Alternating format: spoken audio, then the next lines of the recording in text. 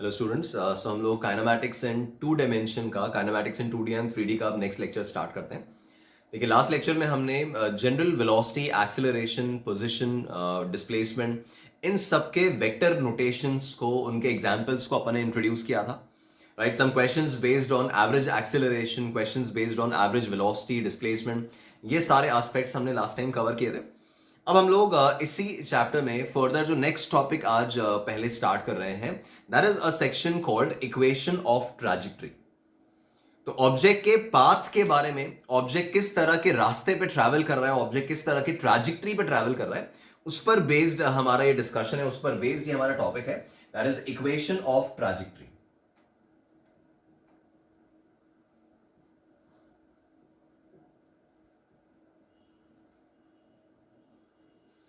Right, fine. So guys, आप देखिए, last lecture में हमने एक बात ये पढ़ी थी कि अगर किसी भी ऑब्जेक्ट के लिए मुझे एक्स और y versus x graph given है, राइट, कोई भी ऑब्जेक्ट के लिए अगर वाई वर्सेस एक्स ग्राफ दे रखा है, then the shape of that y versus x graph gives me the shape of the path of the object.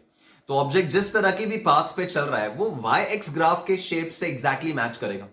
So if y versus x graph is a parabola, that means the particle is moving on a parabolic path. If y versus x graph is a circle, तो object is moving on a circular path. तो जो भी y versus x graph का shape है, that is giving us the shape of the trajectory. अब कोई भी graph जैसे अपन बनाते हैं, y versus x ग्राफ मैंने बनाया, तो उसके करस्पॉन्डिंग कोई ना कोई इक्वेशन भी होती है जिसको अपन ने प्लॉट किया हुआ है। जैसे अगर मान लीजिए मैंने y और x के बीच में एक स्ट्रेट लाइन बनाई है, तो अगर ग्राफ में स्ट्रेट लाइन है तो उसके करस्पॉन्डिंग जो इक्वेशन रहा होगा, that is of course a linear equation, है ना। तो एक स्ट्रेट लाइन है, मतलब लीनियर इक्वेशन आपका y equals to mx plus c, y equals to 4x plus 3, इस तरह का कोई इक्वेशन रहा होगा। कि अगर कोई ग्राफ, मान लो y और x के बीच में कोई ग्राफ है पैराबोला, तो उसके लिए इक्वेशन जो रही होगी y और x में, वो क्वाड्रेटिक इक्वेशन रही होगी। तो जैसे y वर्सेस x ग्राफ का, जैसे y वर्सेस x ग्राफ का शेप हमें ट्रैजेक्टरी के शेप के बारे में बता रहा है, उसी तरह से y वर्सेस x की equation gives us the corresponding equation of trajectory. मतलब अगर किसी ऑब्जेक्ट की equation of trajectory linear equation है, तो हम कंक्लूड करेंगे कि ऑब्जेक्ट स्ट्रेट लाइन पे चल रहा है। अगर कोई ऑब्जेक्ट का let's say equation of trajectory आया y equals to 3x square plus 4x plus 7, तो इमीडिएटली अपन पहचान लेंगे it's a quadratic equation. Quadratic equation अगर ट्रैजेक्टरी की इक्वेशन है, इसका मतलब पैराबोलिक पाथ पे ट्रैवल करेगा, पैराबोलिक ग्राफ बनेगा y और x का। ठीक है, तो equation of trajectory is basically, it is an equation of y in terms of x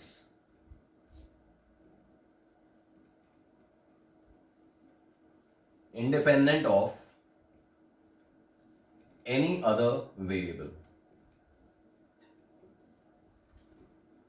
ठीक है, और कोई भी वेरिएबल उसमें नहीं आना चाहिए। Should be N equation of y in terms of x। अब वो y की इक्वेशन लीनियर भी हो सकती है, क्वाड्रेटिक हो सकती है, जो भी है, बट वो और सारे पैरामीटर्स से इंडिपेंडेंट होनी चाहिए।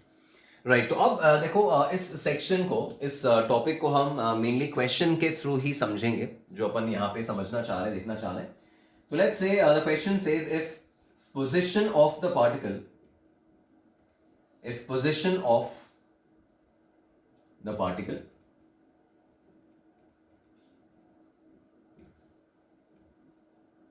is given by r vector equals, obviously अब इस चैप्टर में तो पोजीशन मतलब पोजीशन वेक्टर से पता चलेगा। तो if position of a particle is given by this r vector equals, this is let's say alpha into t I cap, एक स्टैंडर्ड क्वेश्चन है जो इस टॉपिक को इंट्रोड्यूस करने के लिए बेस्ट है। So this is alpha t I cap plus let's say it is beta t square j cap। ठीक है, and we need to derive the equation of trajectory। Right, तो इस पार्टिकल का हमें इक्वेशन ऑफ ट्रैजेक्टरी डिराइव करना है। जैसा मैंने कहा, equation of trajectory is an equation of y in terms of x eliminating all other parameters. और कोई वेरिएबल नहीं बचना चाहिए, वेरिएबल नहीं बचना चाहिए, कॉन्स्टेंट्स वगैरह तो हो सकते हैं ऑब्वियसली। तो मुझे पार्टिकल का पोजीशन वेक्टर दिया। आई नो दैट पोजीशन वेक्टर जब मुझे गिवन है तो उसमें मुझे एक्स वाई और जेड कोऑर्डिनेट्स देते हैं। हमने लास्ट टाइम सीखा था कि एक ऑब्जेक्ट का जो पोजीशन वेक्टर होता है R, that is X I cap plus Y J cap plus Z K cap, giving us the x Y and Z coordinates of the object's position. तो इसमें भी अगर अपन देखें तो ये अल्फा टी आई cap beta T square J cap ये R vector है। तो आर वेक्टर मतलब क्या, ये एक्स कोऑर्डिनेट और ये वाई कोऑर्डिनेट। पोजीशन वेक्टर में जब आप देखोगे तो आपको एक्स वाई जेड कोऑर्डिनेट्स ही मिलेंगे ना, लोकेशंस मिलेंगे। तो मैं इसमें से पहले इस ऑब्जेक्ट का एक्स कोऑर्डिनेट पिक कर लूं कि एक्स कोऑर्डिनेट जो है दैट इज अल्फा टी, ये अल्फा इंटू टी जो है ये एक्स कोऑर्डिनेट है। एंड सिमिलरली इस ऑब्जेक्ट का वाई कोऑर्डिनेट जो है that is beta T square. तो ये पहले तो मैंने इस पोजीशन वेक्टर में से, आर वेक्टर में से एक्स और वाई कोऑर्डिनेट पिक कर लिया। Now the target is to derive an equation of y in terms of x by eliminating all other variables. तो यहां अल्फा एंड बीटा तो कांस्टेंट्स हैं, एक्स और वाई में इक्वेशन रखनी है और टी एलिमिनेट करना है गाइस। यहां पे मुझे टाइम वाला फैक्टर एलिमिनेट करना है। तो इन जनरल हमारे केसेस में यही होगा कि हम y की इक्वेशन x के टर्म्स में निकाल रहे होंगे bye eliminating t, bye eliminating time. तो अगर मैं अपने इस फर्स्ट इक्वेशन में से मैं t का वैल्यू निकालूं तो of course we have this x by alpha, है ना। टाइम का वैल्यू इसमें से x बाय अल्फा आ गया और इसको अपन सेकंड में सब्स्टिट्यूट कर दें तो we have y is equals to beta into t square. तो टी स्क्वायर मतलब x बाय अल्फा का स्क्वायर। तो ये जो आपका इक्वेशन आएगा that will be y equals to beta times x square upon alpha square. तो अब ये जो इक्वेशन आया है गाइस, ये जो इक्वेशन आपका आया है ये y का इक्वेशन है x के टर्म्स में, बाकी सब कांस्टेंट्स हैं, है ना। ये y का इक्वेशन x के टर्म्स में है, ये कांस्टेंट है, ये भी कांस्टेंट है। तो you can see that y equals to something into x square. इसका मतलब the equation is quadratic equation है, भले वो कंप्लीट इक्वेशन आगे नहीं लिखा है बट एक्स स्क्वायर आ रहा है न्यूमरेटर में, तो आपका एक क्वाड्रेटिक इक्वेशन है का एक फॉर्म है ये। End of course quadratic equation है तो जो ट्रैजेक्टरी होगा, जो पाथ होगा, जिस रास्ते पे वो ट्रैवल कर रहा है वो पैराबोलिक होगा। हमने डिस्कस किया था अपने सेक्शंस में कि अगर ये y proportional to x, y और x की अपन देख रहे हैं तो क्वाड्रेटिक है और क्वाड्रेटिक का ग्राफ पैराबोलिक होता है। तो this is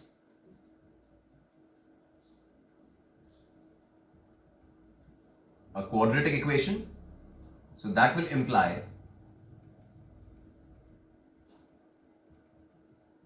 a parabolic path। ठीक है, तो ये तो अपना एक सिंपल सा एग्जांपल हमने कवर अप किया कि हमें आर वेक्टर गिवन था, उस आर वेक्टर में से हमने x and y coordinate pick किए और टाइम वाला फैक्टर एलिमिनेट करके अपन ने उसका इक्वेशन ऑफ ट्रैजेक्टरी निकाल लिया। नाउ अगर मान लो ऐसा कोई सिचुएशन है, if position is given by, if position is given by this r vector equals, let's say we are given a cos omega t I cap plus a sin omega t j cap।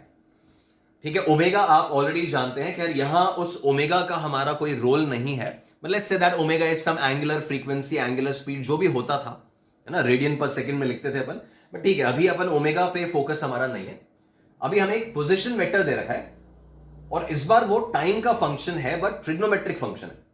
जैसे यहां पे ये linear equation है, quadratic है, तो यहां पे trigonometric equation है। तो r vector is a cos omega t I cap and a sin omega t j cap, and again we need to derive the equation of trajectory। तो object का जो ट्रैजेक्टरी इक्वेशन है वो हमें इसमें derive करना है। तो again we will follow the same way, same path कि पोजीशन वेक्टर गिवन है, इसका मतलब मैं ऑब्जेक्ट के एक्स एंड वाई कोऑर्डिनेट्स जानता हूं। तो आप देखिए this x is equals to a cos omega t, ये इसका x कोऑर्डिनेट हो गया। Similarly y coordinate of the object is a sin omega t, ये इसका y कोऑर्डिनेट आ गया। और अब टारगेट मेरा वापस से वही है कि मुझे x और y में इक्वेशन बनानी है t को, टाइम को एलिमिनेट करके। अब ऐसे केस में आप देखो, इसमें जब आपको टाइम एलिमिनेट करना होगा ना, तो इक्वेशंस को डिवाइड करना या उन्हें मल्टीप्लाई करना is not a good approach. Because यहां पे अगर अपन डिवाइड करेंगे तो आप देखो a और a तो कैंसिल हो जाएगा, but cos omega T upon sine omega T will become cot omega T, cos by sine, है ना, रेसिप्रोकल ऑफ tan बन गया, वो cot ओमेगा टी बन जाएगा। तो वो cot ओमेगा टी में t तो फिर भी बच गया है। अगर मैं second equation upon first equation करता हूं तो साइन अपॉन कॉस वो tan ओमेगा टी रह जाएगा, मल्टीप्लाई करेंगे तो भी एलिमिनेट नहीं होगा। तो ऐसे केसेस में जब आप ट्रिग्नोमेट्रिक पॉइंट्स हैंडल कर रहे हो तो ऐसे केसेस में एक पॉइंट आपको क्लिक होना चाहिए, एक बात आपको ध्यान रहनी चाहिए कि ऐसे केसेस में स्क्वायर करके ऐड करना is one of the possible approaches. कि अगर मैं दोनों इक्वेशंस को बोथ साइड्स स्क्वायर करके ऐड करता हूं तो आप देखो लेफ्ट हैंड साइड में अगर स्क्वायर करके ऐड करेंगे तो क्या होगा, x square plus y square, है ना, इसको स्क्वायर किया तो एक्स स्क्वायर, इसको स्क्वायर किया वाई स्क्वायर, तो ऐड कर दिया। और फिर राइट हैंड साइड में ऐड करें तो we have a square cos square omega t, a square cos square omega t plus a square sine square omega t. ठीक है, हमने इन दोनों इक्वेशंस को पहले इंडिविजुअली स्क्वायर किया, फिर दोनों को ऐड कर दिया, तो लेफ्ट हैंड साइड ऐड हो गया, राइट हैंड साइड ऐड हो गया। अब इसमें फर्दर आप देखें तो this is x square plus y square, right hand side पे देख रहे हो तो ए स्क्वायर कॉमन आ रहा है, ए स्क्वायर कॉमन आएगा तो ब्रैकेट में बच रहा है cos square theta plus sine square theta which is 1, तो आपके पास वैल्यू सिर्फ ए स्क्वायर बचेगी। तो this is our final result, ये अपना आंसर आ गया कि x square plus y square equals to a square. This is the equation of trajectory. हो सकता है कि अभी आप इस टाइप की इक्वेशन को नहीं पहचानते हो, बट मैं इसी चैप्टर में आगे जब सर्कुलर मोशन पे आएंगे तब बताऊंगा। तो ये जो है this is an equation of a circle. ठीक है, ये जो इक्वेशन है इसको क्वाड्रेटिक नहीं बोल सकते हैं, ये y का भी स्क्वायर किया हुआ है, x का भी square, this is not a quadratic. तो this is this equation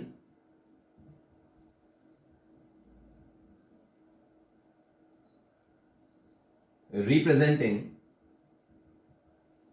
a circle. ठीक है, ये इक्वेशन जो है वो सर्कल को रिप्रेजेंट कर रही है। दैट मींस ऑब्जेक्ट जो है that is moving on a circular path, एक सर्कुलर ट्रैजेक्टरी पे वो सर्कुलर मोशन परफॉर्म कर रहा है, वो अपन ने इस इक्वेशन से निकालना है। ठीक है, तो ये तो इक्वेशन ऑफ ट्रैजेक्टरी के बारे में हमने बताया, बिल्कुल स्ट्रेट फॉरवर्ड कॉन्सेप्ट है। आगे प्रोजेक्टाइल मोशन वगैरह में इसकी एप्लीकेशन भी आएगी, बट हाँ ये आपको क्लैरिटी होनी चाहिए कि आर वेक्टर अगर आपको दे दें या फिर मान लो कोई और डिटेल आपको गिवन है, but somehow you need to arrive at कि एक्स कोऑर्डिनेट क्या है पार्टिकल का और वाई कोऑर्डिनेट क्या है। तो once you reach the x coordinate and y coordinate of the particle, तो अब आप x और y को रिलेट कर दीजिए, x और y को रिलेट कर दीजिए बाय एलिमिनेटिंग टाइम। अच्छा, ऐसे केसेस अभी हमें नहीं मिलेंगे, ऐसे केसेस आएंगे ही नहीं जहां पे x y z तीनों आ जाए, है ना। वो फिर थ्री डायमेंशनल मोशन में हमें एक प्लेन की इक्वेशन या स्फेरिकल इक्वेशन वो हमें लिखनी नहीं आती, वो हमारे मैथमेटिकली स्कोप के बाहर है, तो वो हमारे करिकुलम में नहीं आएगा। हमें केसेस देखने होंगे कि या तो x और y में इक्वेशन है, या y और z में इक्वेशन है, या x और z में इक्वेशन है। एट अ टाइम दो ही वेरिएबल्स में इक्वेशंस आ रही होगी और उसको हमें इसी फॉर्मेट में सॉल्व करना है बाय एलिमिनेटिंग टाइम, राइट। तो इस पोर्शन को अपन नोट कर लें, फिर बढ़ते हैं आगे। राइट, ट्रैजेक्टरी के बारे में ही जो अपन इक्वेशन ऑफ ट्रैजेक्टरी पढ़ा, अब इस ट्रैजेक्टरी के बारे में ही एक और इंपॉर्टेंट पॉइंट है, कंसिडरिंग वेलोसिटी एंड एक्सेलरेशन वाला जो पॉइंट है। तो ट्रैजेक्टरी के बारे में इक्वेशन जो पॉइंट है वो ये है कि whenever velocity and acceleration, listen carefully, whenever velocity and acceleration are either parallel or anti-parallel, जब भी velocity और acceleration 0 डिग्री या 180 डिग्री पे होंगे, in that case the object will move on a straight line। भी आप देखिए अपन ने n number of cases में देखा, even in the vertical free fall case, कि ऑब्जेक्ट को जब मैंने ऊपर की तरफ थ्रो किया तो उसका वेलोसिटी जो है वो अपवर्ड्स था और एक्सेलरेशन डाउनवर्ड्स था। तो ऐसे केस में ऑब्जेक्ट अपना स्ट्रेट लाइन फॉलो करता रहा, भले वो अल्टीमेटली रुका बट आया वापस उसी स्ट्रेट लाइन पे, उसने राइट या लेफ्ट टर्न नहीं लिया था। अच्छा, similarly when it was moving downwards तो उसका वेलोसिटी डाउनवर्ड्स है, एक्सेलरेशन भी डाउनवर्ड्स है, तो उसकी स्पीड बढ़ती गई, बट वो मूव उसी ट्रैजेक्टरी पे कर रहा था, उसी स्ट्रेट लाइन पे कर रहा था। तो the point that I am trying to say is कि whenever v and a they are at 0 degree, v और a अगर सेम डायरेक्शन में है तो स्पीड बढ़ती है, वी नो दैट। और v और a velocity acceleration opposite direction में है तो स्पीड कम होगी, दैट भी also know. But in both the cases the object will move on a straight line, वो राइट लेफ्ट कहीं टर्न नहीं लेगा, स्ट्रेट लाइन पे चलता रहेगा।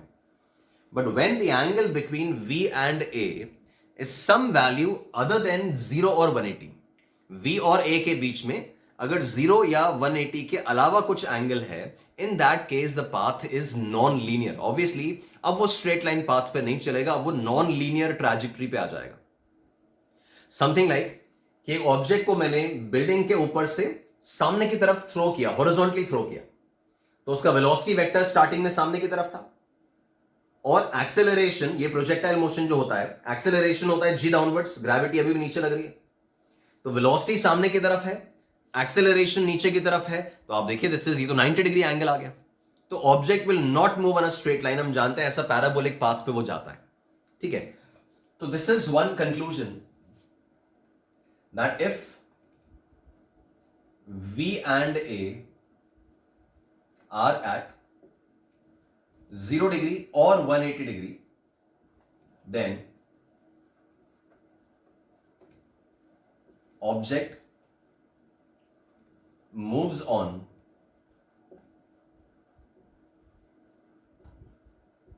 a straight line। ठीक है, तो एक तो ये बहुत इंपॉर्टेंट कॉन्सेप्ट रहेगा कि अगर इन दोनों के बीच में 0 या 180 डिग्री एंगल है, मतलब V और A पैरेलल या एंटी पैरेलल है, तो वो स्ट्रेट लाइन मोशन परफॉर्म करेगा। ट्रैजेक्टरी के बारे में बात चल रही है तो स्ट्रेट लाइन मोशन पे चलेगा। अगर if angle between V and A is some value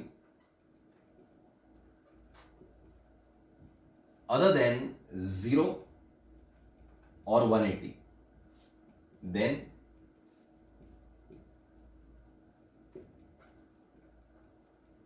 trajectory is non-linear। ठीक है, ये अपना सेकंड पॉइंट हो गया कि अगर V और A के बीच में एंगल 0 या 180 के अलावा कुछ है, in that case the trajectory will be non linear. Guys, non linear में तो फिर इनफाइनाइट ऑप्शंस हैं। हो सकता है कि वो पैराबोलिक पाथ पे जा रहा हो सकता है कि वो सर्कुलर मोशन कर रहा है, हो सकता है कि और कोई जिगजैग पाथ हो, कोई भी रैंडम हो सकता है।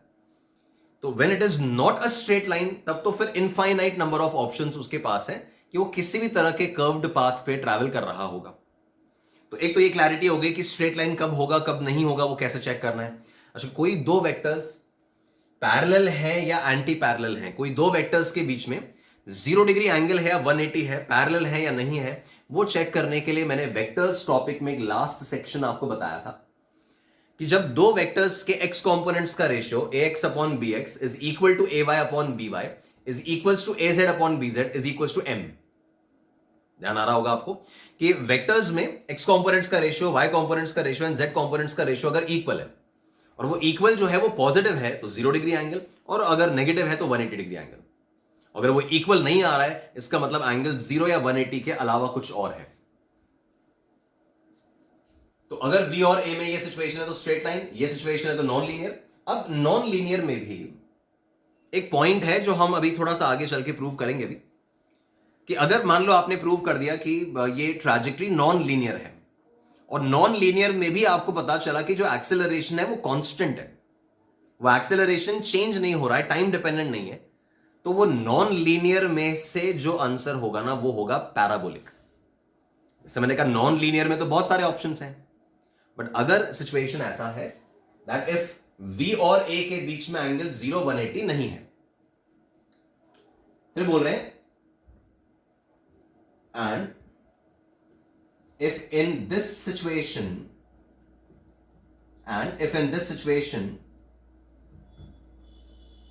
the acceleration is constant,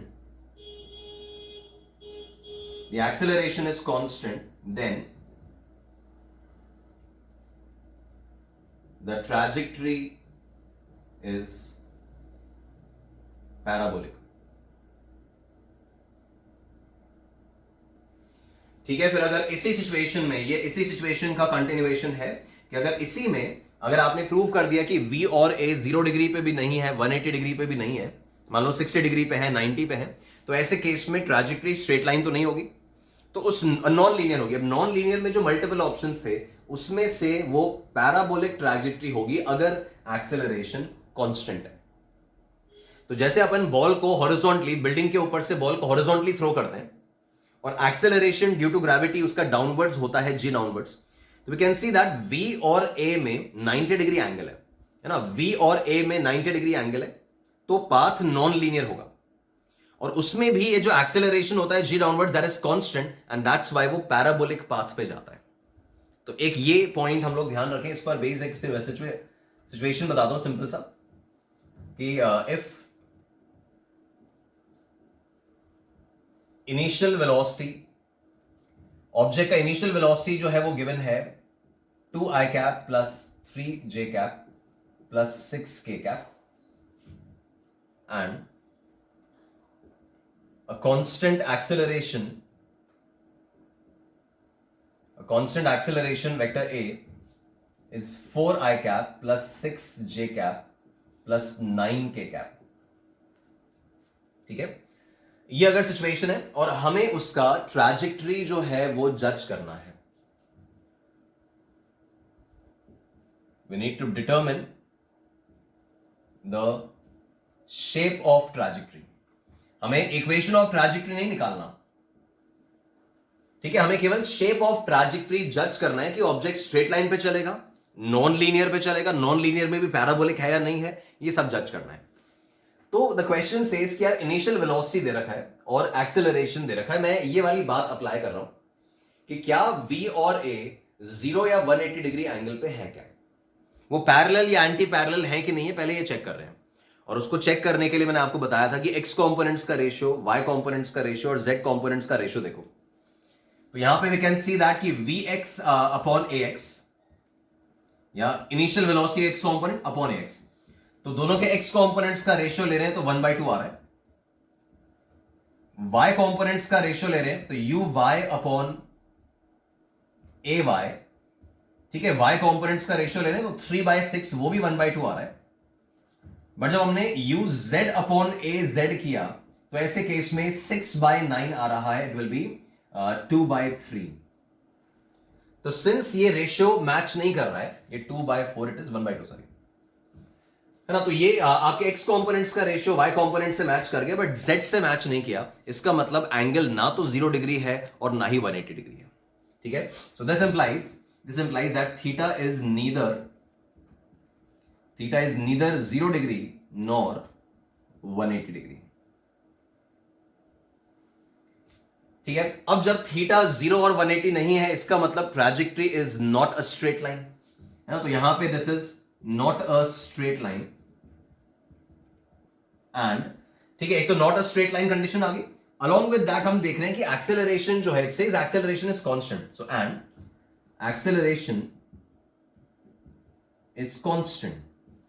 तो दो कंडीशंस मिल गई कि एक तो स्ट्रेट लाइन नहीं होगा बिकॉज 0 या 180 नहीं है, और उसमें भी एक्सेलरेशन कांस्टेंट दे रखा है, इसका मतलब the trajectory will be parabolic, है ना। इस तरह के केसेस में, इस तरह के क्वेश्चंस में हमें ये बात काम आएगी टू जज the shape of the trajectory. तो एक्सेलरेशन कांस्टेंट है, इसका मतलब it should be parabolic path, है ना, तो ऑब्जेक्ट एक पैराबोलिक पाथ पे जाने वाला है। तो that is one more thing जो आपको ट्रैजेक्टरी का शेप जज करने में, ट्रैजेक्टरी का जो पैराबोलिक है या लीनियर है या, है ना, सर्कुलर है, वो सब जज करने में हेल्प करता है। तो that is one more point, इसको अपन नोट कर लें, फिर आगे बढ़ते हैं, राइट। ऑलराइट गाइस, तो अब ये ट्रैजेक्टरी की डिटेल के बाद, है ना, हमने इसका एनालिसिस कर लिया कि ट्रैजेक्टरी कैसे जज करना है, कैलकुलेशन कैसे करनी है, न्यूमेरिकल्स थोड़े बहुत देख लिए। अब जो नेक्स्ट सेक्शन हम लोग यहां पे इंट्रोड्यूस कर रहे हैं, that is about uniformly accelerated motion. Uniformly accelerated motion, ठीक है, जैसे अपन ने यूनिफॉर्मली एक्सेलरेटेड मोशन जब काइनेमैटिक्स इन वन डायमेंशन में पढ़ा था, तो हमारी वो इक्वेशंस ऑफ काइनेमैटिक्स लिखी थी अपन ने, v equals u plus at ut plus half at square। We all know कि इक्वेशंस तभी अप्लाई होती हैं when the acceleration is constant. तो अब यहां जो हम सिचुएशन देख रहे हैं, that is a case of constant acceleration, but यहां पूरा वेक्टर ही कांस्टेंट है, वहां केवल एक ही डायरेक्शन में था एक्सेलरेशन। तो यहां कंप्लीट एक्सेलरेशन वेक्टर मतलब x y z तीनों डायरेक्शंस में द एक्सेलरेशन इज कांस्टेंट। तो यहां पर भी एग्जैक्ट सेम सिनेरियो है, कुछ नया पॉइंट नहीं है, यहां अपन बोल रहे हैं this acceleration vector A vector is constant, और जब एक्सेलरेशन वेक्टर कांस्टेंट होगा तो आपके इक्वेशंस ऑफ काइनेमैटिक्स अप्लाई हो जाएंगी, but in the vector form, है ना। वही इक्वेशंस आपकी वेक्टर फॉर्म में अप्लाई हो रही है। तो माय फर्स्ट इक्वेशन, इनको अपन क्विकली आगे बढ़ाएंगे। My first equation will be this v equals u plus a t, but ये पूरा इक्वेशन आपका वेक्टर फॉर्म में आ जाएगा except time which is scalar. तो final velocity vector equals initial velocity vector plus acceleration vector into time. अच्छा, अब इसी इक्वेशन को we can split into 3 parts. मैं 2 ही पार्ट्स लिख रहा हूं, but third is also obvious and self explanatory. हम 2D 3D के क्वेश्चन को, ये इंपॉर्टेंट है जो मैं बोल रहा हूं आपको, जब अपन 2D या 3D का क्वेश्चन सॉल्व करते हैं तो it can be interpreted as if we are solving two one dimensional questions. अगर मान लीजिए हम 2D का सिचुएशन सॉल्व कर रहे हैं तो मान लेंगे कि हम 2 क्वेश्चन सॉल्व कर रहे हैं 1D के, या फिर हम कोई 3D सिचुएशन सॉल्व कर रहे हैं तो विल से दैट कि हम 1D के 3 सिचुएशन सॉल्व कर रहे हैं। तो instead of analysing it as 3D we can analyse it as 3 one dimensional situations. तो इसी इक्वेशन को, जैसे ये पूरा इक्वेशन आपको वेक्टर फॉर्म में दिख रहा है ना, इसी इक्वेशन को हम ऐसा भी लिख सकते थे that Vx equals to Ux plus Axt। क्या मतलब है इसका? This is the x component of final velocity, x component of initial velocity, x component of acceleration and time। तो ये हमने फर्स्ट इक्वेशन ऑफ काइनेमैटिक्स लगा रखा है separately in x direction only. तो सबस्क्रिप्ट्स इंपॉर्टेंट है कि आपको सबस्क्रिप्ट से क्लियर होगा कि ये इक्वेशन मैंने x में लगा रखी है, फिर y में, फिर z में। गाइस, पहले 1D में ऑब्जेक्ट केवल एक ही एक्सिस पे मूव करता था तो हम सबस्क्रिप्ट्स नहीं लगाते थे। अब यहां पे जब ऑब्जेक्ट मल्टीपल डायरेक्शंस में x y z तीनों में जा रहा है तो मुझे ये बिल्कुल अलाउड है कि मैं x में अलग से इक्वेशंस ऑफ काइनेमैटिक्स लिखूं x का डेटा यूज करके, है ना। y के लिए मैं अलग से अपनी इक्वेशंस ऑफ काइनेमैटिक्स लिख रहा हूं, उसमें मैं y कंपोनेंट्स यूज करूंगा सारे, और ऐसे k में मैं z कंपोनेंट्स यूज करूंगा। We can write this first equation in x direction and similarly first equation in y direction, vy equals to uy plus ayt। सब में सब्स्टिट्यूट आ जाएंगे। सेम फॉर z, सेम बात हम z के लिए भी लगा सकते हैं। तो जैसा मैंने कहा, न्यूमेरिकल सॉल्विंग में तो देखो हमें समझना होगा कि हमें कब वेक्टर फॉर्म लगाना है और कब ऐसे सेपरेटली सॉल्व करना है। वो हम अपने क्वेश्चन के एक्सपीरियंस से ही सीखेंगे कि कब हमें कंप्लीट वेक्टर फॉर्म अप्लाई कर लेना चाहिए और कब मुझे एक्स वाई जेड को अलग अलग हैंडल करना चाहिए। सिमिलरली आपका जो सेकेंड इक्वेशन है UT plus half eighty square, उसमें क्या था? डेल्टा एक्स था। Delta x is u t plus half eighty square, displacement निकालने के लिए। तो अब उसका वेक्टर फॉर्म क्या हो जाएगा? It is delta r. तो delta r is u vector t plus half a vector t square. ये अपनी सेकेंड इक्वेशन हो गई। Delta r is u t plus half a t square, that's the second equation. फिर अपन आगे चलें।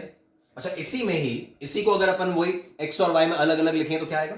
It will be delta x equals to uxt plus half axt square. This is the second equation applied separately in x direction, and delta y is equals to uyt plus half ayt square. This is the second equation in y direction and same for z।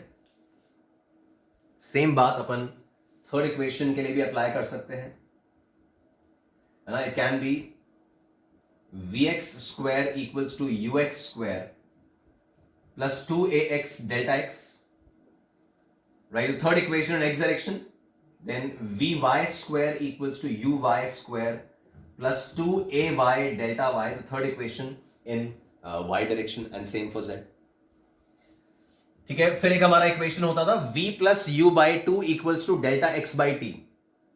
जो fourth equation पढ़ा था हमने 1D में, was v plus u by two equals to delta x by t, जिसमें acceleration का term missing था।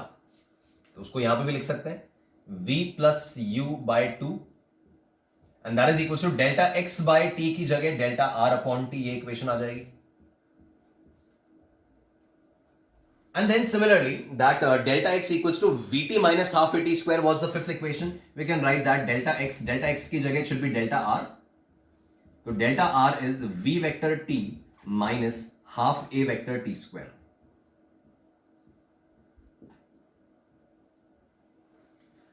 Right, तो these are the basic 5 equations. वो nth वाला अभी यहां रिक्वायर्ड नहीं है, बट इंटरप्रेट सेम तरह से ही करेंगे कि x में अलग सॉल्व कर लेंगे, y में अलग, z में अलग। तो बेसिक आइडिया इज कि आपके पास वही इक्वेशंस ऑफ काइनेमैटिक्स अवेलेबल हैं। आप उन सारी इक्वेशंस को वेक्टर फॉर्म में भी अप्लाई कर सकते हो। इस तरह से कंप्लीट वेक्टर डिराइव कर लो, कंप्लीट वेक्टर का वेक्टर सब्स्टिट्यूट कर लो, है ना। u की जगह पूरा वेक्टर सब्स्टिट्यूट करो आई कैप जे कैप में, इधर a की जगह भी पूरा सब्स्टिट्यूट करो और पूरा v वेक्टर निकाल लो। या फिर आपके पास ऑप्शन है कि आप x को अलग सॉल्व कर लो, कि आप x कंपोनेंट अलग निकालें, y कंपोनेंट अलग निकालें, z कंपोनेंट निकालें और फिर वो वेक्टर बना लो आई कैप जे कैप के कैप।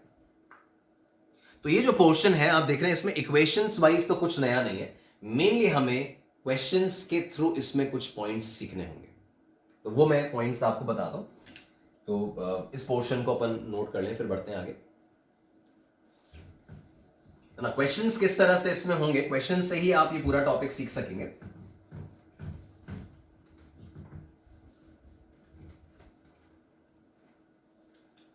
राइट, तो एक सिंपल से एग्जांपल से बात स्टार्ट करते हैं। The example it says if initial velocity of an object u vector is 2 I cap plus 4 j cap meter per second and its acceleration is a vector equals to I cap plus 3 j cap meter per second square, then find the speed of the object 2 seconds after the start.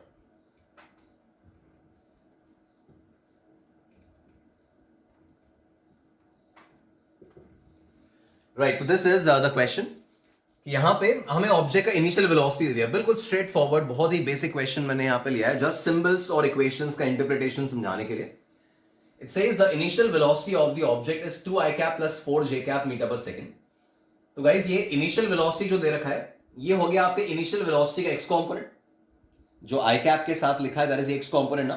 तो ये initial velocity का x component है कि you x starting में x direction में velocity 2 metre per second थी और Y direction में उसकी वेलोसिटी 4 मीटर पर सेकंड थी। अच्छा, वही ऑब्जेक्ट का एक्सेलरेशन एक्स डायरेक्शन में 1 है और एक्सेलरेशन वाई डायरेक्शन में 3 है, और हमें स्पीड निकालनी है 2 seconds after the start. Now we know that जब हमें ऑब्जेक्ट का स्पीड निकालना होता है, राइट, ऑब्जेक्ट का स्पीड निकालने का मतलब है वेलोसिटी वेक्टर का मैग्नीट्यूड। ऐसे v equals u plus at में v स्पीड थोड़ी है, इट्स वेलोसिटी। तो मुझे जब ऑब्जेक्ट का स्पीड निकालना है टाइम 2 सेकेंड्स पे, 2 सेकेंड बाद, तो स्पीड निकालने के लिए पहले आई नीड वेलोसिटी, है ना। मुझे बताया कि अगर मैं 2 सेकेंड बाद का उसका वेलोसिटी वेक्टर निकाल लूं तो उस वेलोसिटी वेक्टर का जो मैग्नीट्यूड होगा वही स्पीड होगी। तो मैंने टारगेट यहां पर यही किया कि I know that this speed is going to be the magnitude of velocity vector, right. ये मेरा थीम था क्वेश्चन को स्टार्ट करने का। इसका मतलब I need the velocity vector, 2 second बाद का मुझे पूरा वेक्टर चाहिए। क्वेश्चन ने मुझे सिर्फ x कंपोनेंट, सिर्फ y कंपोनेंट नहीं पूछा है ना। मुझे ये सॉल्व करने के लिए पूरा वेक्टर रिक्वायर्ड होगा फाइनल वेलोसिटी का, जिसका मैं मैग्नीट्यूड निकालकर स्पीड रिपोर्ट कर सकूं। So that's why I will apply v equals u plus at पूरा वेक्टर फॉर्म में। तो इसमें क्वेश्चन की लैंग्वेज से क्लियर है कि x और y के बारे में अलग अलग बात नहीं हो रही है। तो आप देखिए, this is v vector equals u vector is 2 I cap plus 4 j cap, ये अपन ने u वेक्टर सब्स्टिट्यूट कर दिया, प्लस एक्सेलरेशन जो है that is I cap plus 3 j cap and time duration is 2 seconds. इसको अपन फर्दर सॉल्व करें तो this is 2 I cap, ये मल्टीप्लाई हो रहा है 2 I cap, that is 4 I cap plus this is 3 to 6 and 4 10 plus 10 j cap, है ना। तो ये आपका अभी वेलोसिटी वेक्टर आया है। अब मुझे इसका स्पीड फाइंड आउट करना है। तो आई know that speed is the magnitude of this velocity vector तो दिस इज x कॉम्पोनेंट का स्क्वायर प्लस y कॉम्पोनेंट का स्क्वायर अंडर रूट। ठीक है, ये इसका स्क्वायर 100 हो गया, इसका स्क्वायर 16 हो गया, तो उसका अपन मैग्नीट्यूड निकाल रहे हैं, that is under root of 116 meters per second, right? So that is the final speed of the object after 2 seconds. 2 seconds start होने के 2 seconds बाद अपना यह स्पीड है ना। तो बिल्कुल बेसिक सा क्वेश्चन था, बट ये चीज मैं यहां मेनली इंडिकेट कराना चाह रहा हूं कि when to use the complete vector form and when to split the question into x and y separate, x y z अलग अलग। तो इस क्वेश्चन में x और y के बारे में कुछ भी अलग अलग नहीं पूछा था। मैं वेक्टर फॉर्म में चला, है ना, आर वेक्टर पूरा वो आर वी वेक्टर के फॉर्म में चला और वी वेक्टर का मैग्नीट्यूड से स्पीड निकाल लिया। ठीक है, तो अब इसमें नेक्स्ट क्वेश्चन देखिए आप। नेक्स्ट क्वेश्चन जो है आप बुकलेट में से ही देखें question, it is on page number 8 example 5। Example 5 on page 8. Right? It says a particle moves in the xy plane with a constant acceleration of 1.5 meter per second square in the direction making an angle 37 degree with the x-axis. At time 0, the particle is at origin and velocity जो है that is 8 meter per second along x-axis. Then find the velocity and position of the particle at t equals to 4. तो again question की language में हमें clearly दिख रहा है कि हमें x और y अलग अलग नहीं पूछा गया है। बट ऐसे केस में भी हम x और y अलग अलग सॉल्व करते हैं तो दैट्स ओके, कोई गलत नहीं है कि हमने x अलग निकाला, y अलग निकाला, फिर उसको यूज करके वेक्टर बना दिया, तो वो भी करेक्ट अप्रोच है। बट यूजुअली बेटर अप्रोच ये है ना कि मैं 2 बार इक्वेशन अप्लाई करने की जगह मैं एक ही इक्वेशन में उसको सॉल्व कर रहा हूं, पूरे वेक्टर फॉर्म में सॉल्व कर रहा हूं। तो यहां हमें एक तो बोला गया कि टाइम 0 पे the particle is at origin, है ना, वो इंफॉर्मेशन हमें कलेक्ट करना है। तो टाइम 0 पे पार्टिकल ओरिजिन पे था and its velocity is 8 metre per second along x axis. तो ये इनिशियल वेलोसिटी की इंफॉर्मेशन दे रखी है कि टाइम 0 पे पार्टिकल ओरिजिन पे था और 8 मीटर पर सेकेंड से एक्स डायरेक्शन में जा रहा, तो दैट इज यू वेक्टर। तो मुझे क्वेश्चन ने यू वेक्टर प्रोवाइड कर दिया, दैट इज 8 आई कैप, है ना, end of course J cap में कुछ भी नहीं है तो ये 0 जे कैप लिख देता हूं अभी। तो एक तो मुझे इनिशियल वेलोसिटी वेक्टर दे रखा है कि 8 मीटर पर सेकेंड टुवर्ड्स आई कैप, तो ये 8 आई कैप। फिर एक्सेलरेशन के बारे में क्वेश्चन ने कहा कि एक्सेलरेशन है 1.5 metre per second square at an angle 37 degree with the x axis. तो इसका डायग्राम विजुअलाइज हो गया 37 डिग्री फर्स्ट क्वाड्रेंट में। बट ऐसे इंफॉर्मेशन काम नहीं आएगी ना, हमें आई कैप जे कैप में ब्रेक करना पड़ेगा। तो अपन एक्सेलरेशन को अगर स्प्लिट करें as a cos theta i cap plus a sine theta j cap, बेटे वो फर्स्ट क्वाड्रेंट का वेक्टर है और 37 डिग्री एंगल बना रहा है। आई वांट कि आपका वेक्टर कैलकुलेशन में फ्लुएंसी बहुत जबरदस्त होना चाहिए ताकि डायग्राम बनाए बिना हम विजुअलाइज कर सके, कैलकुलेशन कर सकें। तो एक्सेलरेशन जो है that is 1.5, this is a cos 37 i cap plus 1.5 sine 37 j cap. ठीक है, ये अपना एक्सेलरेशन वेक्टर है। नाउ cos 37 इज 4/5, तो 4/5 करूंगा तो ये आपका 1.2 आ जाएगा। This is 1.2 I cap plus this is 3/5, तो this will be 0.9 J cap. तो that much metre per second square gives you the acceleration. ठीक है, तो ये हमारे पास एक्सेलरेशन वेक्टर अवेलेबल है और इनिशियल वेलोसिटी वेक्टर भी अवेलेबल है। The question says find the velocity and position at time 4। तो ये टाइम 0 का डेटा दे रखा है, एक्सेलरेशन दे रखा है और 4 सेकंड बाद का वेलोसिटी निकालना है और 4 सेकंड बाद की पोजीशन निकालनी है। बिल्कुल सिंपल पॉइंट है। अगर मुझे 4 सेकंड बाद का वेलोसिटी निकालना है तो straight away v equals u plus a T लगाएंगे, है ना। अलग अलग सॉल्व करने का मतलब ही नहीं है, पूरा वेक्टर ही तो पूछा है क्वेश्चन ने। So this v vector is equals to u vector which is 8 I cap only plus a vector which is 1.2 I cap plus 0.9 j cap and that multiplied by time we are given 4 seconds। तो इसको जब solve करेंगे this comes out as 1.2 into 4 is 4.8, है ना। ये 4.8 I cap और ये 8 I cap add होंगे, so that's 12.8 I cap। Plus फिर जे कैप इसमें तो है नहीं, तो इसका जे कैप कितना आएगा, it will B 9 and 4 36, multiply कर रहे हैं, दिस इज 3.6 जे कैप, तो that much metres per second is your velocity, है ना। ये 4 सेकेंड बाद का वेलोसिटी हमने निकाल लिया, this is 12.8 i cap plus 3.6 j cap meter per second, right. So that's the first part. Now second part says we need to find the position of the object at time 4. तो time 4 second पे position चाहिए, मतलब are vector चाहिए। अब position और displacement वगैरह के लिए कौन सी इक्वेशन है, सेकेंड वन, है ना। तो we are applying the second equation in vector form, so that's delta r vector equals to u vector t plus half a vector t square, ठीक है।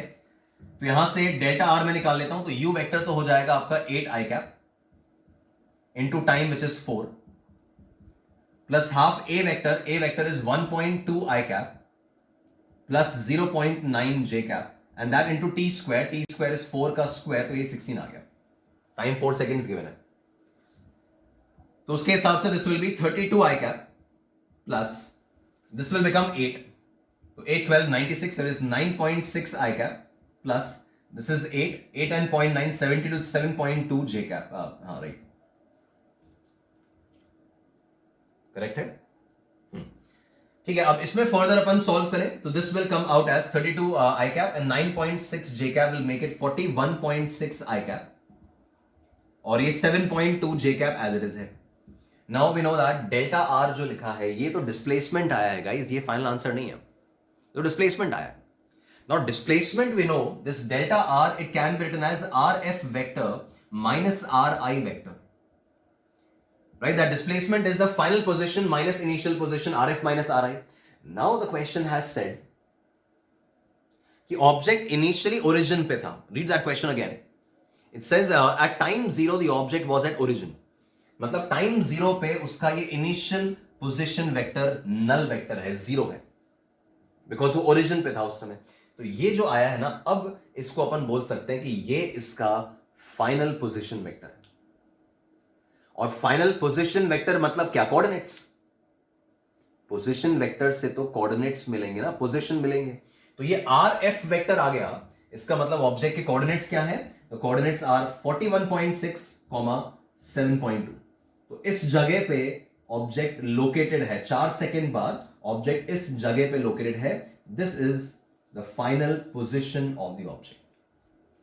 तो अगेन दोनों पार्ट्स आपने यहां ऑब्जर्व किए कि मैंने कंप्लीट वेक्टर फॉर्म में अप्लाई किया है, complete v equals u plus eighty, complete delta r equals ut plus half eighty square, because मुझे x और y की इंफॉर्मेशन ना तो अलग अलग मेंशन किया था और ना ही डिमांड किया। मुझसे वो पूरा वेक्टर पूछ रहा है तो मैं x और y अलग अलग क्यों सॉल्व करूं, जब मुझसे वो कंप्लीट पोजीशन पूछ रहा है तो पूरा वेक्टर ही डिराइव करो, y x and y separate, ultimately मिल रहा है ना, ये रहा x और ये रहा y। तो ऐसे questions, this one and this one, इस तरह के questions are handled by applying the complete vector form, पूरा वेक्टर फॉर्म ऑफ इक्वेशन लगाना है, ठीक है। तो ये आप कॉपी कर लें, फिर बढ़ते हैं आगे, राइट। देन इसमें अपन फर्दर एग्जांपल्स देखते हैं। तो नेक्स्ट एग्जांपल आप देखिए, is example 6 on the same page, page 8।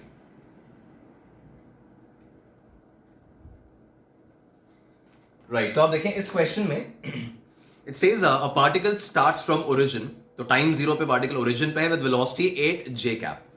तो मेरे पास एक इंफॉर्मेशन तो ये अवेलेबल है दैट ऑब्जेक्ट का जो इनिशियल वेलोसिटी वेक्टर है दैट इज 8 जे कैप। अब कई बार स्टूडेंट्स डेटा पिक करने में गड़बड़ कर देते हैं कि वो जे कैप लिखा हुआ है उसको कई बार आई कैप इंटरप्रेट कर लेते हैं, तो इट्स बेटर कि अगर वेलोसिटी सिर्फ 8 जे कैप है तो we can write it as 0 i cap and 8 j cap, ताकि वो क्लियर रहे कि एक्स कॉम्पोनेंट 0 है और वाई कॉम्पोनेंट 8 है। तो velocity 8 j cap and moves in the x y plane with a constant acceleration 4 I cap plus 2 j cap. तो acceleration भी constant दे रखा है, this is 4 I cap plus 2 j cap, this is the acceleration value. Now it says at the instant when the particle's x coordinate is 8, what are its y coordinate and what is its speed? तो जब particle का x coordinate 8 हो जाएगा उस समय उसका y coordinate क्या होगा और उस समय उसकी स्पीड क्या होगी, ये दो पैरामीटर्स हमें सॉल्व करना है। तो आप देखिए क्वेश्चन में क्लियर कट लैंग्वेज से ही समझ में आ रहा है कि एक्स और वाई को अलग अलग हैंडल करना है ना। क्वेश्चन ने खुद ही स्प्लिट कर दिया ना लैंग्वेज, कि जब एक्स कोऑर्डिनेट इतना है तब वाई कोऑर्डिनेट क्या होगा, it's only talking about x and y separately. तो ऐसे क्वेश्चंस को हमें x और y में अलग अलग इक्वेशंस लगाकर हैंडल करना होगा।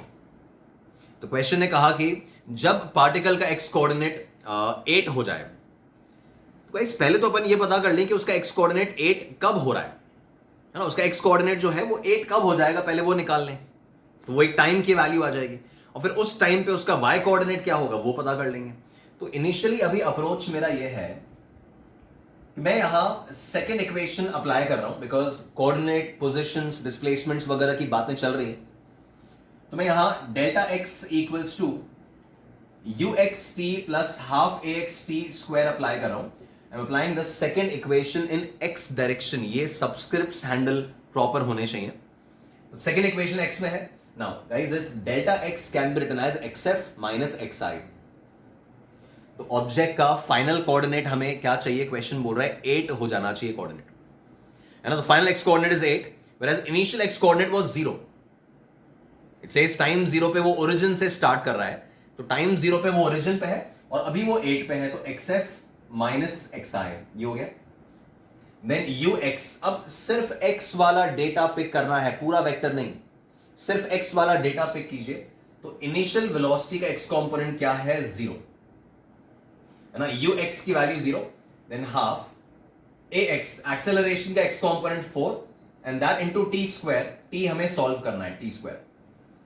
तो यहां से आपका t स्क्वायर का वैल्यू दिस इज 4, है ना। तो अकॉर्डिंगली टाइम का वैल्यू अपन ने निकाल लिया, दिस इज 2 सेकेंड्स।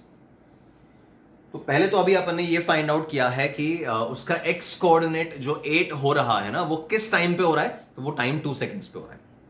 तो at t equals to 2 second, at time equals to 2 second, its x coordinate becomes 8। The question says इस टाइम पे y कोऑर्डिनेट क्या होगा। अभी y कोऑर्डिनेट, y का डिस्प्लेसमेंट, y की पोजीशन, ये सब निकालने के लिए use the second equation in y direction. I'm now using the second equation in y direction, so I have delta y equals to uyt plus half ayt square, right? तो ये मैंने y direction में second equation apply किया। Now delta y can be written as y final, जो मुझे निकालना है, minus y initial which was 0। Initially तो वो ओरिजिन पे था ना, तो उसका इनिशियल x कोऑर्डिनेट भी 0 है, इनिशियल y कोऑर्डिनेट भी 0 है। तो this delta y can be written as y final minus y initial 0। Now u का y कंपोनेंट 8 है ना। इनिशियल वेलोसिटी का y कंपोनेंट 8 है, दैट इज 8 इनटू टाइम हमें गिवन है 2, निकाला अपन ने time 2, plus half a y, acceleration in y direction, acceleration का y कंपोनेंट 2 है, and that into t square, 2 square. तो ये आपका फाइनल y कोऑर्डिनेट जो आ रहा है यहां से कैलकुलेशन के बाद, it comes out as 2 cancel हो गया 4 एंड 16 प्लस 4 ये आपका 20। तो ये आपका एक पार्ट तो सॉल्व हो गया। आपको फाइनल y कोऑर्डिनेट निकालना था। जब x कोऑर्डिनेट 8 है, तो x कोऑर्डिनेट 8 है इस पर, तो जब x कोऑर्डिनेट 8 है उस टाइम पे y कोऑर्डिनेट क्या है, तो वो फर्स्ट पार्ट सॉल्व हो गया। अच्छा, इसी में सेकेंड पार्ट क्वेश्चन ने क्या बोला, स्पीड निकालो। तो वो तो अपन ने आज जो फर्स्ट क्वेश्चन किया इस टॉपिक का वही है ना। स्पीड निकालनी है, तो स्पीड के लिए क्या चाहिए, पहले वेलोसिटी वेक्टर, है ना। और वेलोसिटी वेक्टर किस टाइम पे, 2 सेकंड्स पे। तो स्ट्रेट अवे मैं अब यहां अलग अलग सॉल्व नहीं कर रहा हूं। अब मुझे बताया कि मुझे कंप्लीट वेलोसिटी वेक्टर चाहिए ताकि मैं उसका मैग्नीट्यूड निकालूं और स्पीड मिल जाए। तो that v vector is equals to, initial क्या लिखेंगे, 8j cap plus acceleration is 4i cap plus 2j cap and that into time. तो यहां से ये वैल्यू बन रही है, this is 8i cap plus this is 4 and 8 12j cap, ये आपका v आ गया। और स्पीड जो होगी, magnitude, this is 64 plus 144 under root that much metres per second. ये सॉल्व हो जाएगा, ठीक है। तो ये पार्ट बी सॉल्व हो गया। तो अब इस क्वेश्चन में आपने ऑब्जर्व किया कि क्वेश्चन की लैंग्वेज से हम पता कर पा रहे हैं कि क्वेश्चन को x और y में अलग अलग हैंडल करना है। इक्वेशंस ऑफ काइनेमैटिक्स हमें x और y में सेपरेट लगानी। तो वो हमने अपना रेलेवेंट इक्वेशन पिक किया और वो बस अलग अलग अप्लाई किया है टू सॉल्व द सिनेरियो, ठीक है। तो ये एक और एप्लीकेशन आपका हो गया। नेक्स्ट क्वेश्चन देखिए। Next question example 7 on page 9।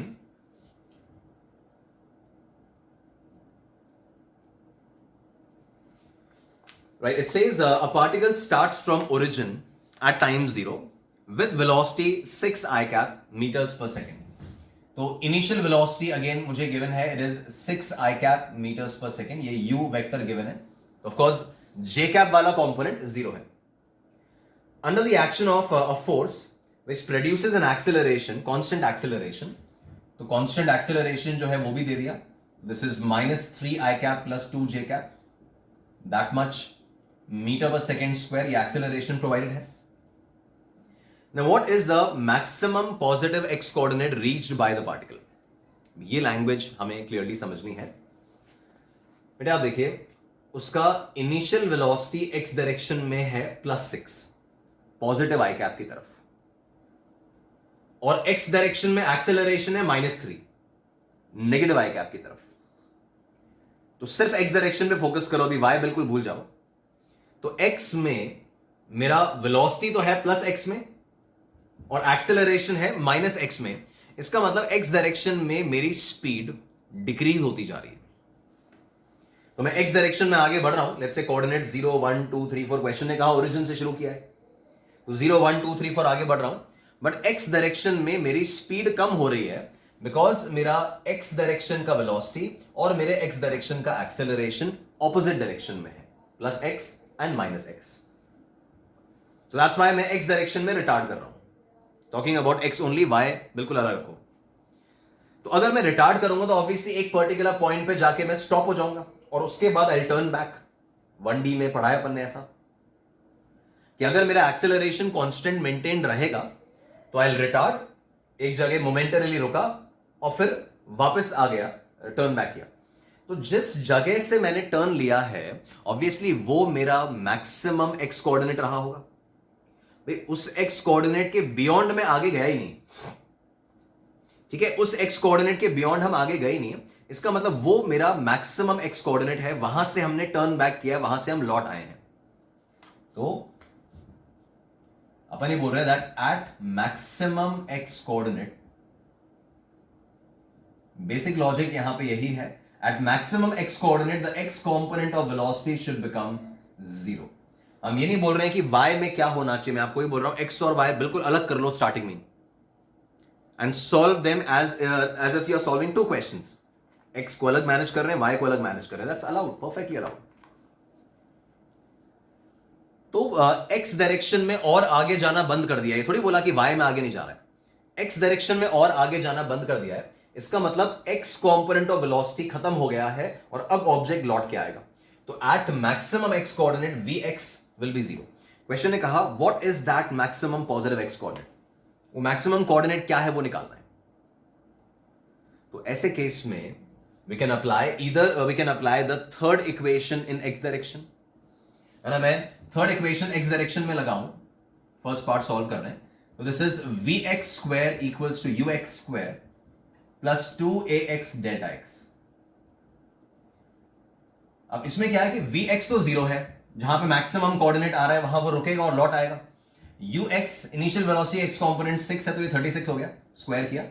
Acceleration x direction में -3 है, ओनली x का डेटा, और डेल्टा x मुझे निकालना है. तो यहां से डेल्टा x की वैल्यू आ रही है, दिस इज 36/6, तो ये 6 आ गया. And then this delta x can be written as xf minus xi equals to 6. इसमें क्वेश्चन ने कहा कि इनिशियली ऑब्जेक्ट ओरिजिन पे था, तो ये 0 है, इनिशियल कोऑर्डिनेट 0 है, तो आपका फाइनल x कोऑर्डिनेट जो आया है दैट इज 6. तो this is the maximum positive x coordinate. ठीक है, तो अगर मान लो किसी क्वेश्चन में, इसमें तो ऐसा नहीं हो सकता बिकॉज y में रिटार्ड नहीं हो रहा है, बट कोई भी क्वेश्चन में अगर ऐसा बोल रहा है कि what is the maximum y coordinate, तो ऑफ कोर्स y में वेलोसिटी 0 होगी उसकी एक बार, तभी वो वापस लौट के आएगा, तभी y में और आगे जाना बंद करेगा. तो वो एक एस्पेक्ट ध्यान रखोगे, maximum positive x coordinate and all. Then it says what is the velocity of the particle at this time. उस टाइम पे वेलोसिटी क्या है पार्टिकल की, उस टाइम पे मतलब किस टाइम पे. तो पहले अपन वो टाइम का वैल्यू निकालें कि इसका x कंपोनेंट ऑफ वेलोसिटी 0 हो कब रहा है. तो if I write it as vx equals to ux plus axt, ठीक है, इसमें Vx इज 0, Ux का वैल्यू 6 है, एक्सेलरेशन -3 है, टाइम निकालना है तो ये 2 सेकेंड्स आगे। तो टाइम 2 सेकेंड्स पे उसका x कॉम्पोनेंट ऑफ वेलोसिटी 0 हो रहा है। गाइस ये चीज हम क्वेश्चन का डेटा पढ़ते ही जज कर सकते थे कि उसकी इनिशियल वेलोसिटी x में 6 है और एक्सेलरेशन x में -3 है। मतलब हर एक सेकंड में उसका x कॉम्पोनेंट 3 से रिड्यूस हो जाएगा, -3 हो जाएगा। तो जो 6 वेलोसिटी थी वो 6 को 0 होने में कितना टाइम लगेगा? 2 सेकंड लगेंगे। Basic mathematics.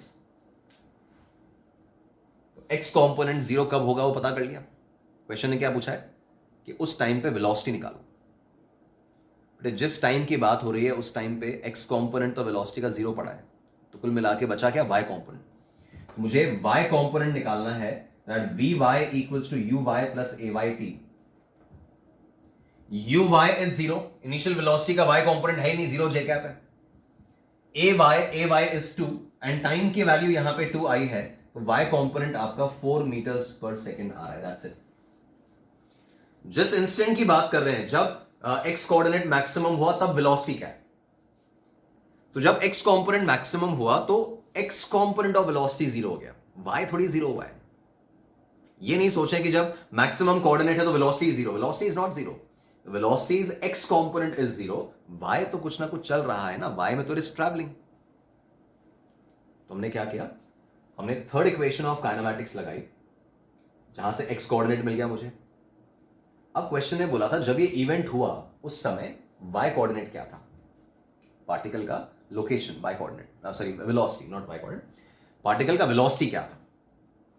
तो उस समय पार्टिकल का वेलोसिटी चाहिए, तो वी नो दैट उस समय x कंपोनेंट तो है नहीं, तो वेलोसिटी में बताने के लिए बचा क्या? y component. तो मैंने y कंपोनेंट के लिए अपनी इक्वेशन लगाई और 4 मीटर पर सेकेंड निकाल लिया। तो v वेक्टर क्या हो गया? It is 0i cap plus 4j cap. जिस जगह की बात कर रहे हैं वो मैक्सिमम कोऑर्डिनेट की, वहां वेलोसिटी हो गया 0i कैप, x में 0 और y में 4j cap metres per second. ठीक है, तो इस वे में गाइस, इस वे में हम x और y को सेपरेटली हैंडल करके, देखिए x और y को सेपरेटली हैंडल करके, जब रिक्वायरमेंट है तो कंप्लीट वेक्टर फॉर्म अप्लाई करके ये इक्वेशंस ऑफ काइनेमैटिक्स को यूज कर सकते हैं।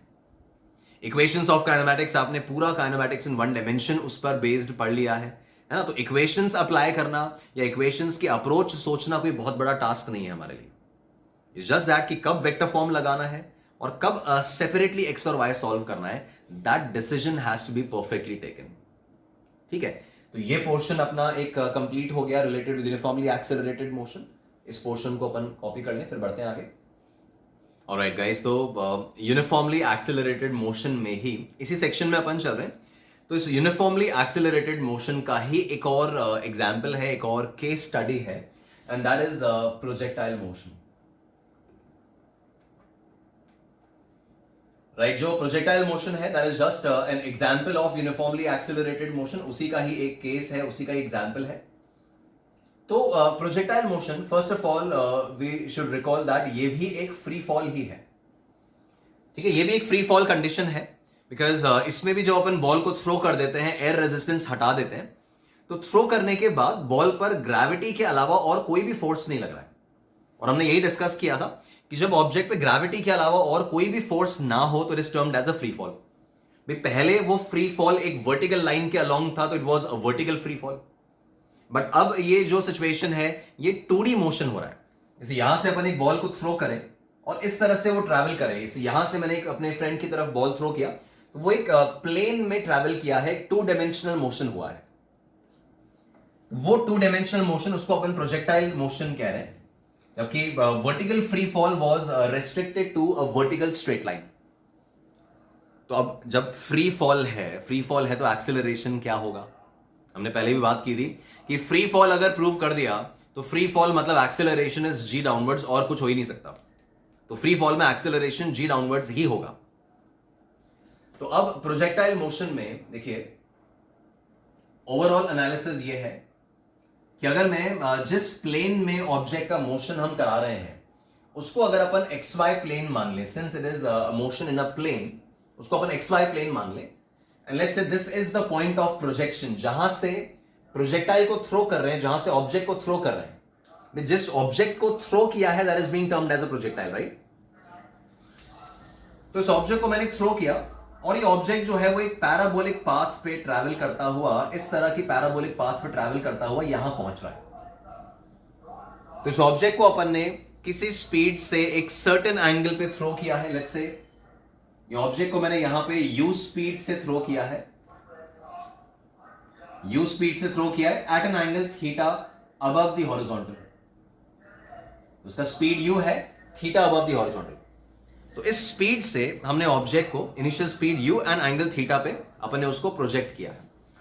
अब we can see that after being thrown ये ऑब्जेक्ट x डायरेक्शन में भी आगे बढ़ रहा है। मतलब यहां पे अपन खड़े हैं और वो ऑब्जेक्ट मुझसे आगे भी जा रहा है और मुझसे ऊपर भी जा रहा है। ठीक है, ऑब्जेक्ट मुझसे x डायरेक्शन में भी आगे जा रहा है और मुझसे y में भी वो ऊपर जा रहा है जब मैंने उसको थ्रो किया। That means that object has some velocity in x as well as in y direction. जो यूजुअल बात होती है that this is a vector belonging to the first quadrant. तो u वेक्टर है, थीटा एंगल पे है, तो उसके x और y कंपोनेंट्स हो जाएंगे, है ना। और उसी वजह से तो पार्टिकल x में भी जा रहा है और y में भी जा रहा है, कारण कि उसकी वेलोसिटी का x में भी डेटा है, y में भी है। तो अपन उसके इनिशियल वेलोसिटी का अगर x कंपोनेंट कर ले तो that will be of course u cos theta usual, और वही उसका y कंपोनेंट कर लेंगे तो that y component is u sin theta. तो we have the initial velocity vector of the particle. उसका इनिशियल वेलोसिटी वेक्टर कितना हो गया? It is u cos theta i cap plus u sin theta j cap, first quadrant में। तो ये तो मैंने ऑब्जेक्ट का जो इनिशियल वेलोसिटी है उसको x और y में स्प्लिट कर लिया, उसके कंपोनेंट्स कर दिया, राइट। Now about acceleration. अब एक्सेलरेशन की अपन बात करें तो वी नो दैट एक्सेलरेशन का कॉज इज फोर्स। ऑब्जेक्ट पे जब फोर्स लगाते हैं तो वो एक्सेलरेट करता है ना। तो यहां अगर अपन ऑब्जर्व करें, since I mentioned it's a free fall, air resistance हटा दो और थ्रो कर दो बॉल को, तो थ्रो करने के जस्ट बाद से लेकर सामने वाले के कैच करने तक बॉल पर ग्रेविटी के अलावा कोई फोर्स नहीं है। और ग्रेविटी तो वर्टिकली डाउनवर्ड लग रही है, नेगेटिव y डायरेक्शन में। इसका मतलब x डायरेक्शन में, हॉरिजॉन्टल डायरेक्शन में there is no force on the object. Guys, horizontal में कोई फोर्स नहीं है। एयर रेजिस्टेंस हो सकता था बट वो हटा दिया हमने, और ग्रेविटी, सिर्फ ग्रेविटी बची तो वो तो y में लगती है, नीचे लग रही है। तो ऐसे केस में there is no force in x direction and hence there is no acceleration in x direction. F equal to ma. No force means no acceleration. तो acceleration in x direction is zero. Logic ये है that force in x direction is zero. x direction में कोई force ही नहीं है। And then after that बात आती है y डायरेक्शन की। अब y डायरेक्शन में एक्सेलरेशन जब लिखोगे ना तो एक चीज में क्लैरिटी होनी चाहिए, that is the direction system. जैसे वर्टिकल फ्री फॉल में हम सबसे पहले डायरेक्शन सिस्टम बनाते थे, यहां भी वही करेंगे। तरीका क्या होगा? थ्रो करने के जस्ट बाद बॉल जिन डायरेक्शंस में जाना शुरू करे, वर्टिकल फ्री फॉल में हम बोलते थे थ्रो करने के जस्ट बाद बॉल जिस डायरेक्शन में जाना शुरू करे वो पॉजिटिव, बिकॉज वहां बॉल एक ही एक्सिस पे चलती थी। अब यहां क्या होगा? यहां पे ऑब्जेक्ट एक्स में भी ट्रैवल कर रहा है, वाई में भी ट्रैवल कर रहा है।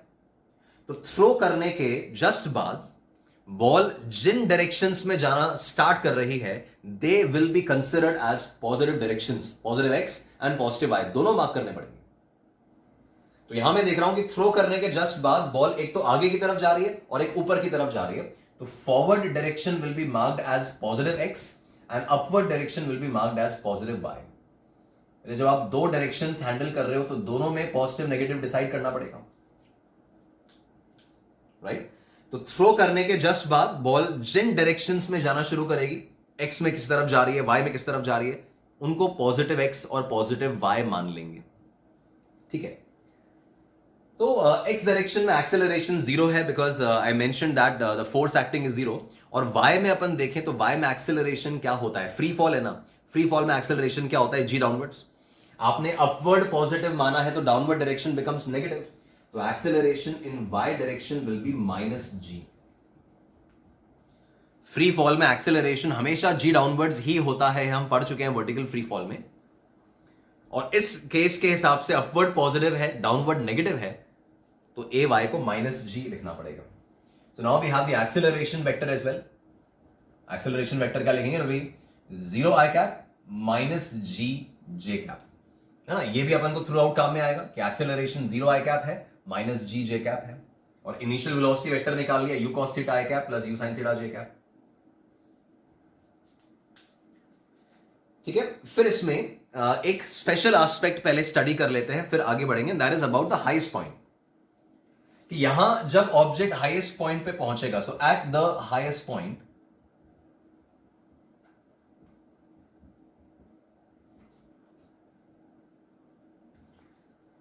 तो हाईएस्ट पॉइंट पे अगर अपन ऑब्जर्व करें तो ऐसे केस में हमने वर्टिकल फ्री फॉल में तो सीखा था कि हाईएस्ट पॉइंट पे स्पीड 0 हो जाती है।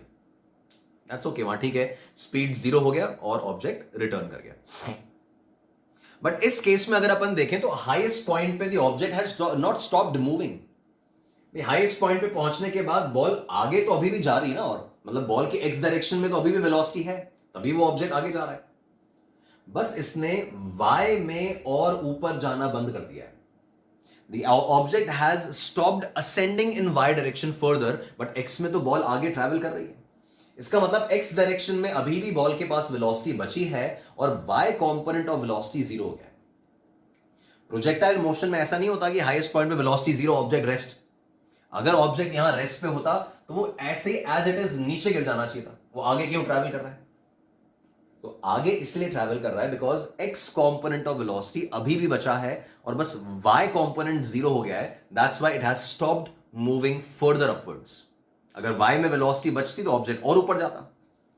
तो at the highest point vy becomes 0 and vx जो है दैट रिमेन्स नॉन जीरो, है ना। vx नॉन जीरो है और vy 0 हो जाएगा। अच्छा, एक्सेलरेशन तो डाउनवर्ड डायरेक्शन में है ही, उसमें तो कोई डाउट नहीं है। तो इसका मतलब इस पॉइंट पे अगर अपन नोटिस करें तो वेलोसिटी किस तरफ होगी? Along the tangent. Highest point पे y कंपोनेंट तो बचा ही नहीं है, जो भी वेलोसिटी है वो सिर्फ x में है, तो वेलोसिटी वेक्टर सिर्फ x डायरेक्शन में है और एक्सेलरेशन अपन देख रहे हैं सिर्फ y में है। एक्सेलरेशन तो x में है ही नहीं। एक्सेलरेशन तो परमानेंटली g डाउनवर्ड्स ही रहेगा ना, पूरे प्रोजेक्टाइल मोशन में एक्सेलरेशन तो g डाउनवर्ड ही रहेगा, एक्सेलरेशन कुछ और आएगा ही नहीं, फ्री फॉल है। और हाईएस्ट पॉइंट पे हम देख रहे हैं कि y कंपोनेंट वैनिश हो गया है टेम्परेरीली, एक मोमेंट के लिए, एक इंस्टेंट के लिए, बट x खत्म नहीं हुआ अभी भी, बिकॉज ऑब्जेक्ट अभी भी आगे जा रहा है और एक्सेलरेशन यही है। तो at the highest point v vector और a वेक्टर परपेंडिकुलर हो जाते हैं। ये हाईएस्ट पॉइंट के फीचर्स दिख रहे हैं अपन। This v vector becomes perpendicular to a vector and we know that perpendicular vectors का dot product क्या होता है? that is 0। तो highest point पे v dot a becomes 0, v and a becomes they become perpendicular, है ना। तो ये highest point के बारे में ध्यान रखो कि y component 0 हो जाएगा और x component सेम रहेगा। गाइस, इसका बहुत डिटेल्ड एनालिसिस हम अगले लेक्चर में करेंगे। आज तो मैंने सिर्फ प्रोजेक्टाइल मोशन इंट्रोड्यूस किया है कि क्या है, कैसा है। नेक्स्ट लेक्चर में प्रोजेक्टाइल मोशन का पूरा डिटेल्ड एनालिसिस होगा। तो प्रोजेक्टाइल मोशन टॉपिक पूरा अपन अगले लेक्चर में वाइंड अप करेंगे, ठीक है। तब तक यहां तक का पोर्शन अपन बहुत प्रॉपरली डिटेल में एक बार स्टडी कर ले। इसकी जो 2 सेक्शन रिव्यूज हैं, पॉइंट 1 पॉइंट 2, वो अब आप फिनिश कर सकते हैं इन काइनेमैटिक्स इन 1D 2D। पॉइंट 1 पॉइंट 2 खत्म हो जाएगा। 1D और वेक्टर्स होपफुली आपने पूरा फिनिश कर लिया होगा, है ना। तो यहां तक का पोर्शन रिवाइज करो। We will continue in the next lecture. Alright guys, thank you.